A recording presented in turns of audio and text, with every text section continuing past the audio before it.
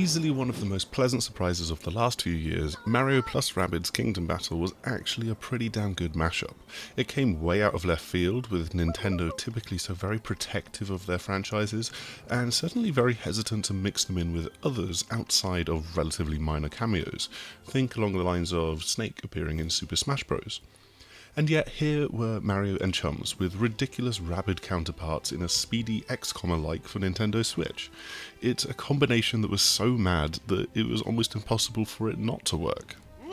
So what happens if you ditch Mario in favour of one of his longtime arch-nemeses? That's exactly what the Donkey Kong Adventure DLC does, with a new story, several more hours of gameplay, and trading in Mario and Rabbid Luigi for Donkey Kong and Rabbid Cranky Kong. This is easily the most substantial DLC for the game, and it's going to be available either standalone or as part of the game's Season Pass this July.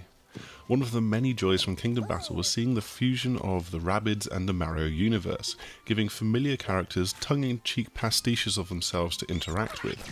The selfie-obsessed Rabbid Peach was the obvious standout from all of this, and so it's no real surprise that she returns here, filling the role of the team healer. But Donkey Kong and Rabbid Cranky Kong both offer up some fun and interesting new gameplay possibilities and ideas. Donkey Kong in particular brings something new, with a special move ability that uses DK-specific jump pads that lets him swing around the level and makes him by far the most mobile character in the game.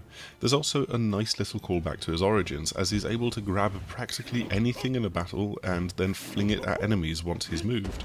It comes at the expense of having a jump attack, but it means that he has still got his banana boomerang attack with which to hit some enemies. When I say that he can pick up anything, I mean it. He can pick up big and small blocks of cover, those elemental boxes to deal specific types of damage to enemies, and he can even grab enemies themselves, no matter how big they are. It's strangely fun to be able to grab the smashers and then hurl them at each other, even bouncing them out of bounds to deal even more damage when they respawn. And also, when Rabbid ears pop out of the ground to show that something is going to be spawning in next turn, they're not necessarily met with fear and trepidation anymore. DK can even uproot these emerging enemies and chuck them around. Not only that, but DK's specials include a neat callback to Donkey Konga, as he whips out a pair of bongos, hypnotizes enemies to walk towards him, bringing them all well in range of his ground-slapping attack that deals damage to anything within 2 squares. The best thing about Rabbid Cranky Kong doesn't actually come in battle, I'd think, it comes in the overworld. He grabs Beepo and rides him around like a unicycle. So yeah, Beepo's still dull as hell, but it's kind of okay by me that he's still in the game. In battle, Rabbid Cranky Kong is a little bit more straightforward than DK, as his walking stick transforms into this weird crossbow shotgun hybrid. It's basically one of the shotgun weapons from the main game, and his secondary attack lets him fire exploding barrels. He's also then got the Stink Eye Overwatch ability, but much more useful is the big, long story yawn ability that can send enemies to sleep for a turn. However, you do need to be careful with how you use this yawn. The fundamental form of the battles from the main game remains here, always giving you so many different things to do each turn, as you can move, do dash attacks, leap off allies, use pipes, use abilities, and also attack in an incredibly freeing fashion. It's just as slick and fast-paced as before, and that's not something you can often say about turn-based strategy games. A lot of the game's finer points of strategy come from when and in what order you decide to use your abilities, and so the long story yawn is best suited to being used at the very end of the turn, because enemies will be woken from their slumber if they are attacked, and you really don't want to hand the advantage back to them. There's such a joy in finding the peculiar little synergies and ways that all of these ideas can be tied into each other. Battles are still generally quite puzzle-like, as you still figure out how to come out of them with all of your characters alive and in under the turn limit to get the perfect rating, but you can also play with a little bit of style.